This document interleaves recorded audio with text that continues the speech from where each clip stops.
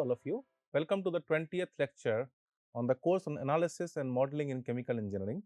In this week, we have been discussing about the modeling of chemical reactors. We first did the general mole balance and did several examples of chemical reactors where we had the mole balance problem. And then in the last class, we started also doing the energy balance and we did some examples of that.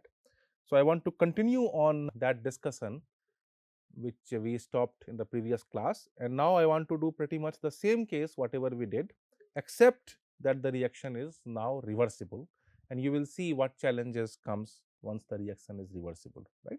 So just to remind you, we had a first order liquid phase exothermic reaction, but now we also have this as reversible. So we had the reaction A to B, but now it can happen in both both forward and backward direction.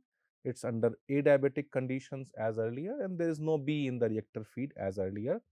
We can again assume that the heat capacities of A and B are the same. So pretty much we can get the same energy balance equation that we have got earlier, right?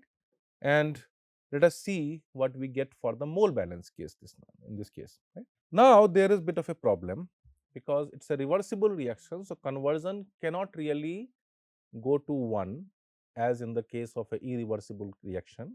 In the irreversible reaction case, provided that the volume of reactor is large enough, we can go to a conversion of 1. But now there is a theoretical limit on the conversion that is given by the condition of equilibrium, right. So let us first figure out what is the expression of the equilibrium conversion, that is the limit of the maximum conversion that we can achieve in the case of a reversible reaction, right? So from the mole balance now, we have now two terms, one for the forward reaction and one for the reverse reaction. Kf and Kr are the rate constants for the forward and reverse reaction. In the condition of equilibrium, my dx by dv should go to 0 because pretty much the rate should go to 0. There should be no reaction, no net reaction, and this gives me the expression of the equilibrium constant Kc, that is the ratio of forward to reverse rate constant, and it can be also expressed as the ratio of the concentrations or the conversions, right, which gives me pretty much something like this. So for A to B, if the concentration of A is Ca naught into 1 minus Xe, concentration of B is Ca naught into Xe, essentially this becomes Cb by Ca. So now from this equation, we can get the expression of Xe in terms of the equilibrium constant Kc. Now the problem is that this equilibrium constant Kc is now a function of temperature, right, and temperature is changing along the length of the reactor. So now let us say we start with certain temperature T naught here. At this point, let us say we have a temperature T, and clearly it's an exothermic reaction, so T is higher than T naught, right. But we also know from the Le Chatelier principle that whenever we have higher temperatures in the exothermic reaction, the reverse reaction is basically promoted, or we have more of a reverse reaction. Why? Because that results in a lowering of the temperature, right. So in this case, for A to B, as we raise temperature, the reverse reaction from B to A will be promoted, we will have more B to A reaction, and as a result the Kc is going to decrease as the temperature is increasing. What also this means is Kc will decrease as volume is increasing for the exothermic reaction, right. For endothermic we have a different story, but for exothermic the Kc is going to decrease as the volume decreases, right. Let us look at the limiting values of Xe in those cases, right. So when Kc is very small, let us say when Kc is much less than 1, in the denominator I can write 1 plus Kc as equal to Kc is equal to 1. So Xe pretty much will go to something like Kc. So for much smaller value of Kc, that is will happen at very high temperature, Xc will have a limiting value of Kc. On the other hand, when Kc is much bigger than 1, in that case in denominator we can replace 1 plus Kc by Kc, and Xc pretty much can be equal to 1. that is pretty much what we had for the irreversible reaction, the equilibrium conversion can actually go to 1 if my equilibrium constant is very, very large. Now, so I can now plot this Kc versus T as something like this. The shape of the curve is not very important. This is true for an exothermic reaction. For endothermic, we have opposite of this. Right? Now, again, we have the intersection defining the adiabatic condition. So, we have a mole balance, the green line, and we have the energy balance, the red line, and this is corresponding to a certain temperature T naught, and this is my intersection point, right? But what we also need to keep in mind is that my Kc is also decreasing in the process. As a result, the maximum conversion that we can achieve is also decreasing in the process of doing that, right? I can go ahead and basically increase my inlet feed temperature, and then the curve shift to the right, and then I will have basically even smaller value of the conversion or the Kc, right? All right. So, what we can then do about it, right? One possibility is that I do something like an interstage cooling in the process, because lower temperatures will give you higher value of the equilibrium constant, right? And therefore, we have higher value of the equilibrium conversion, right? So, let us say for example, I start with temperature T naught, my energy balance equation gives me this point, right? And that is low because this is happening at, let us say, some temperature T1 here.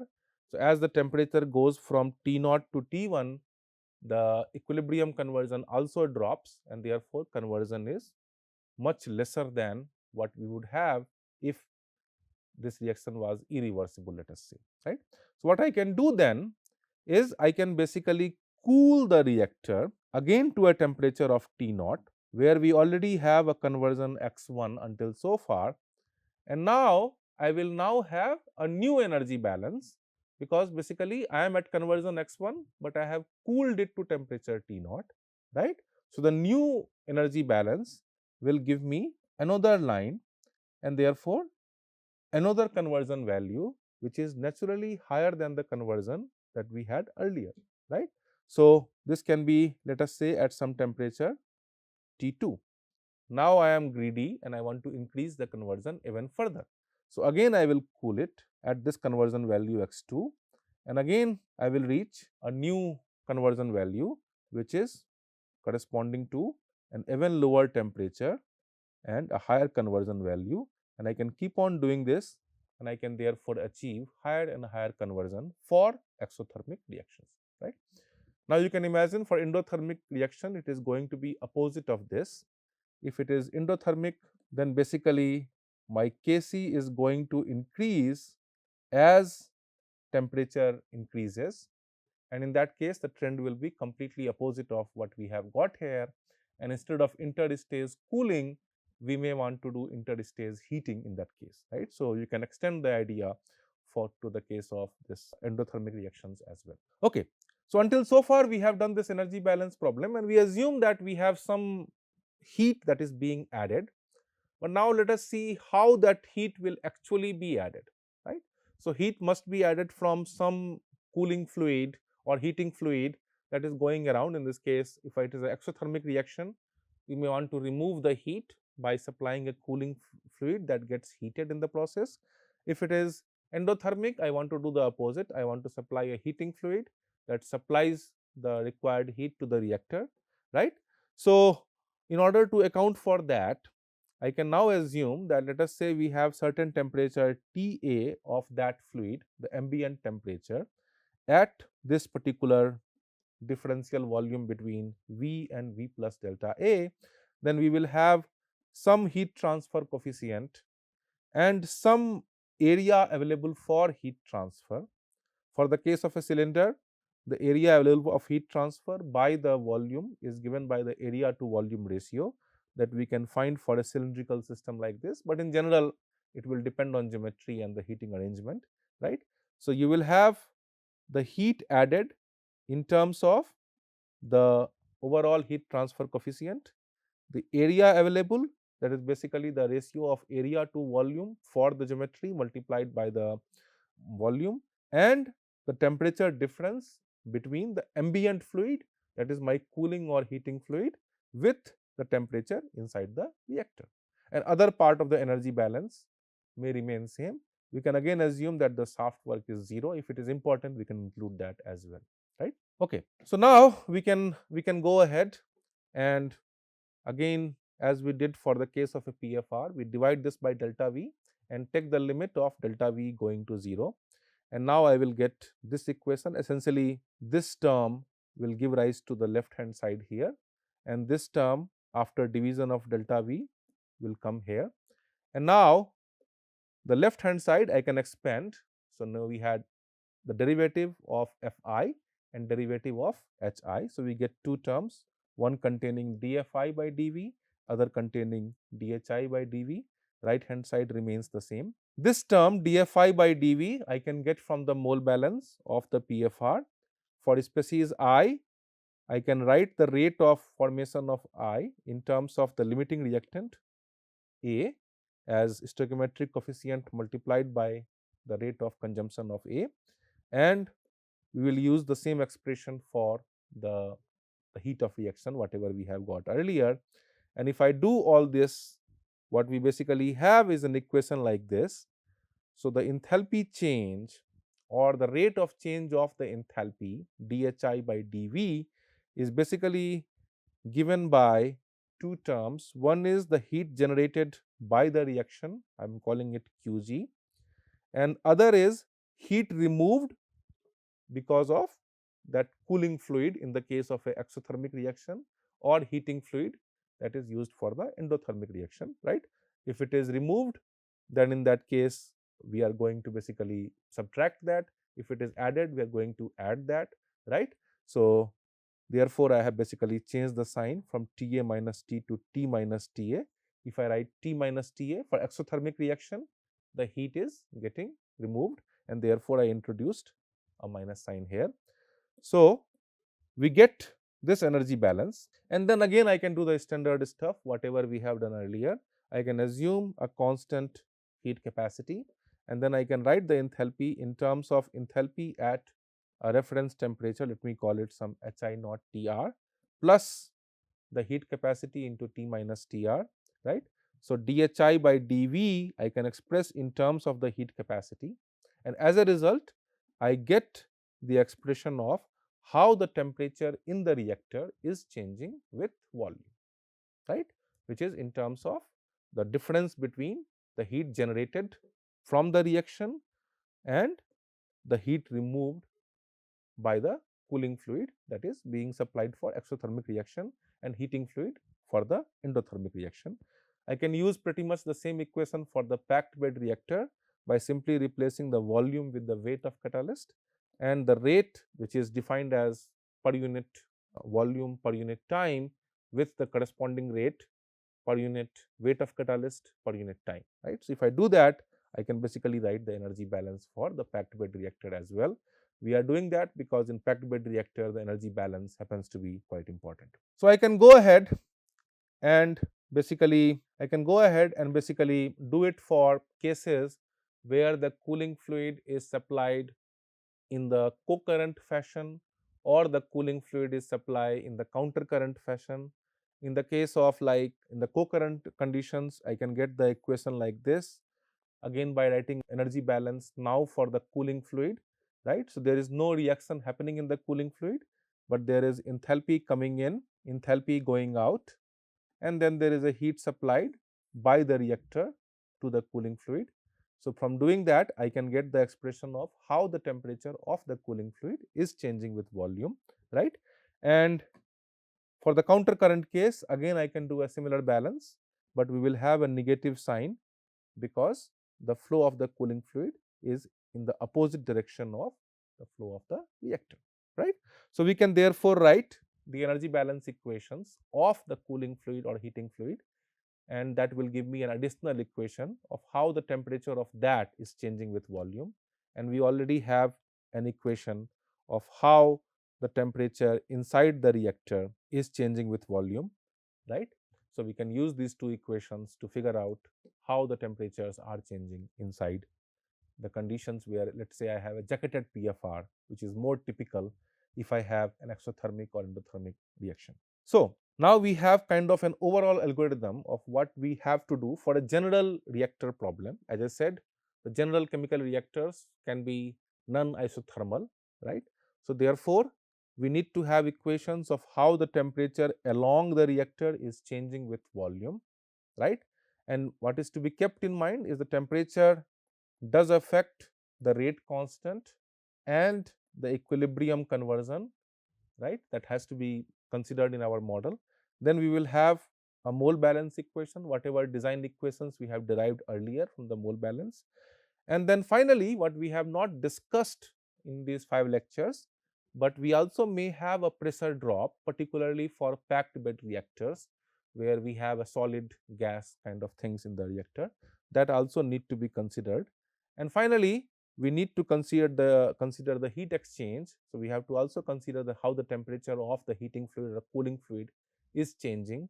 All of these equations need to be solved simultaneously in order to get the solution of the conversion and how it is changing with volume in the reactor.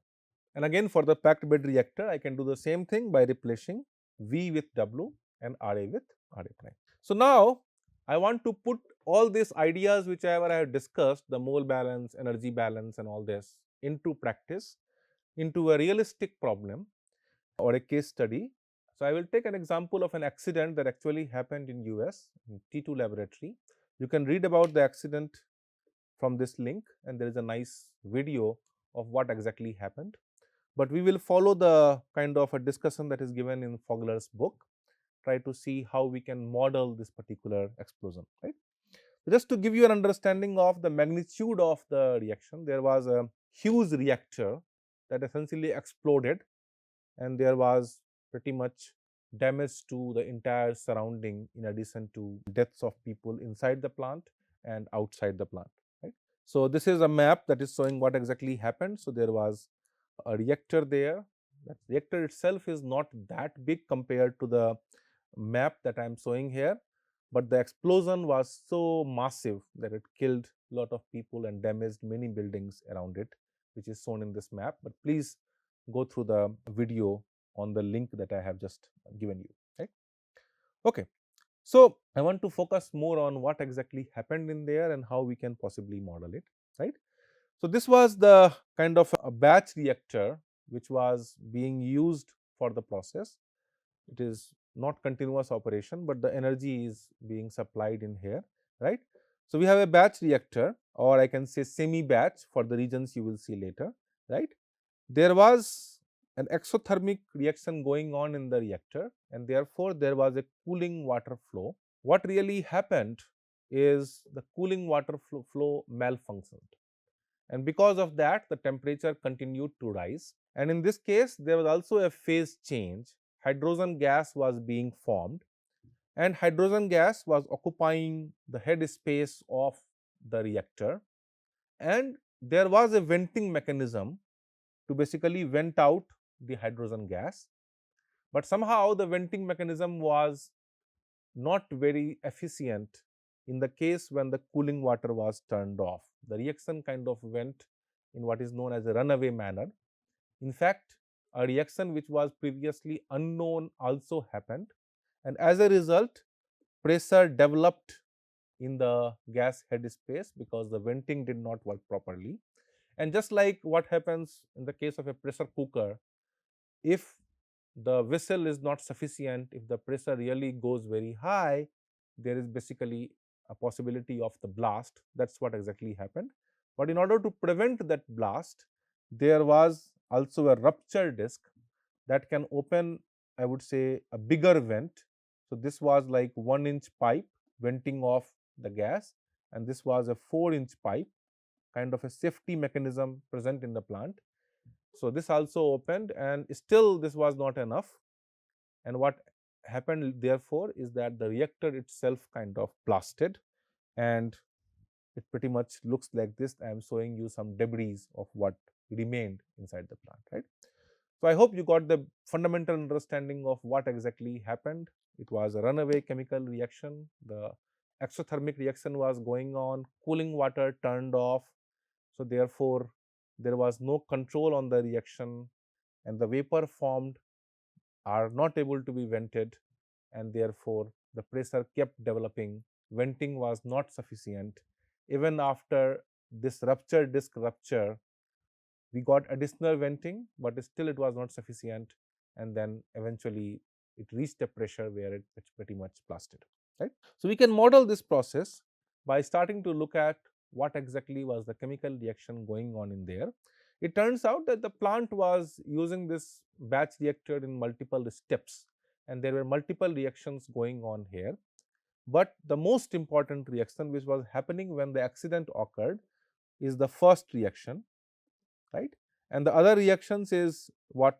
Other reaction is what will happen after the first reaction is completed. But the first reaction was the one which was happening. So therefore, we focus only on the first reaction, the primary reaction. In addition to that, because the temperatures kept on increasing, which was kind of not planned for, there was also a secondary reaction that happened at very high temperature, which was unknown before the accident. And that was pretty much like this: the solvent, which was basically providing the environment for the first reaction, the solvent could also degrade and give rise to additional hydrogen gas, right? Essentially, the main gaseous product in both these cases is hydrogen gas, but the second reaction is giving you 3 moles of hydrogen gas for 1 mole of reactant. So there was a plenty of hydrogen gas coming in, which was not able to be vented, right? For simplicity, we can write only these two reactions, the primary reaction and the secondary reaction here, and I will ignore the other reactions which were not happening when the accident happened, right? So A is this, B is this, and all of these are solid or liquid phase. The gaseous product is only D.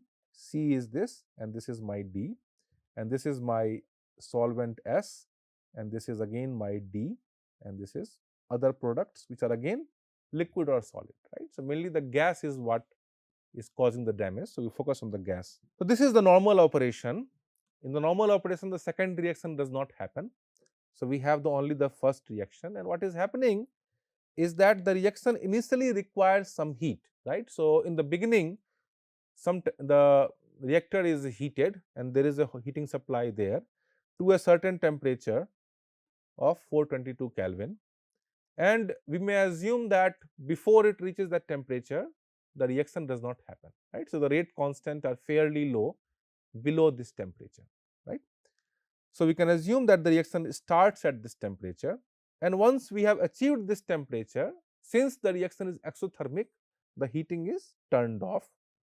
Now the temperature will keep on rising because of the exothermic reaction until it reaches the temperature of something like 455 Kelvin.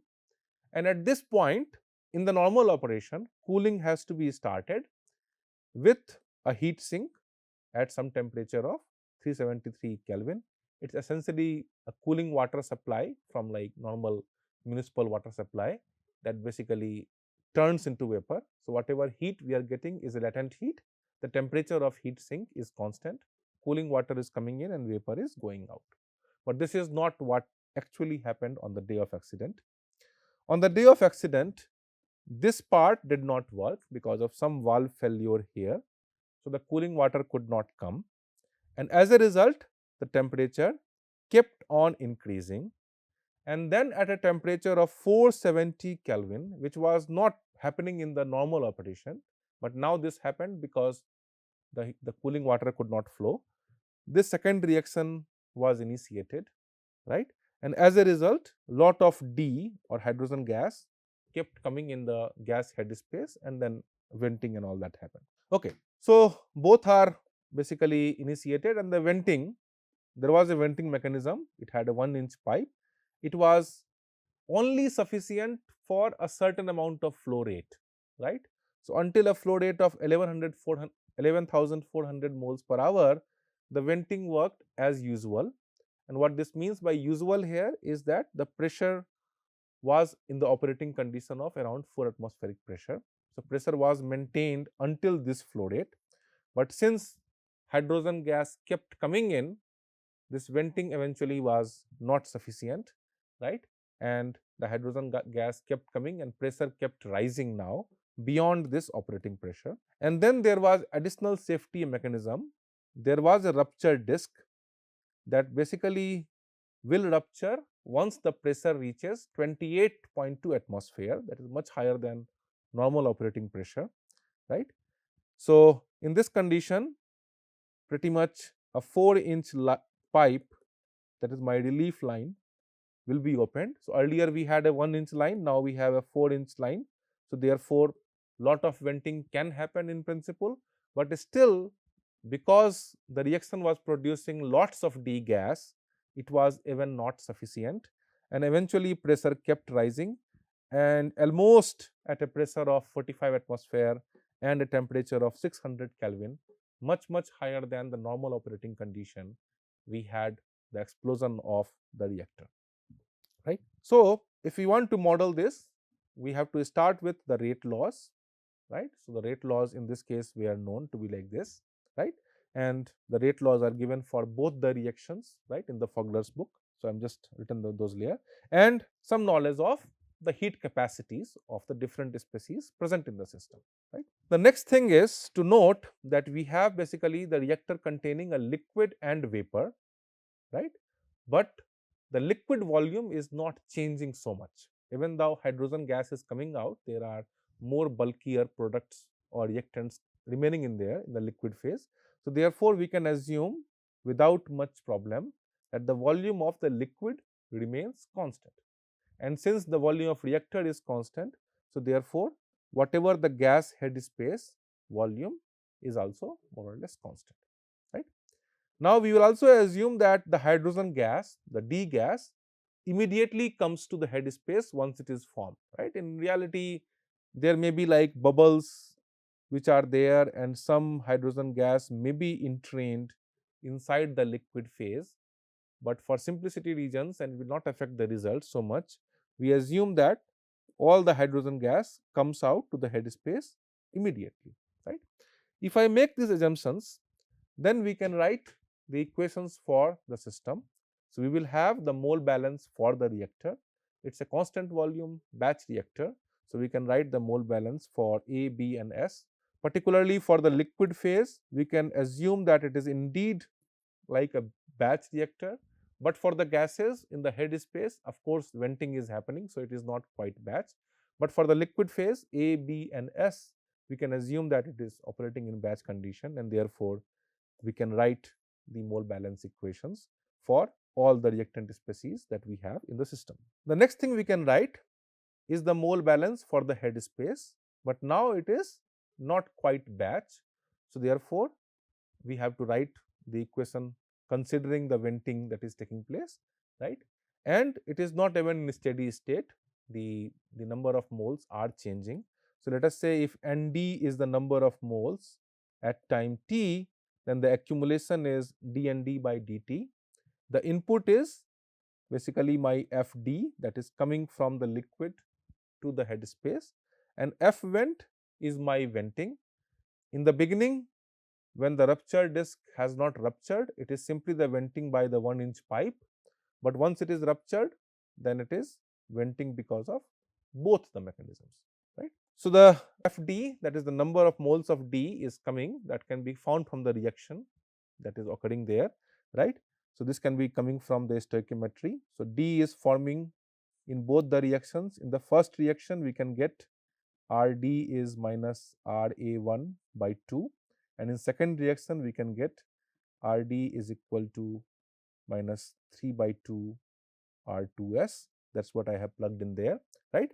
And we can apply ideal gas law for the hydrogen in the head space, right.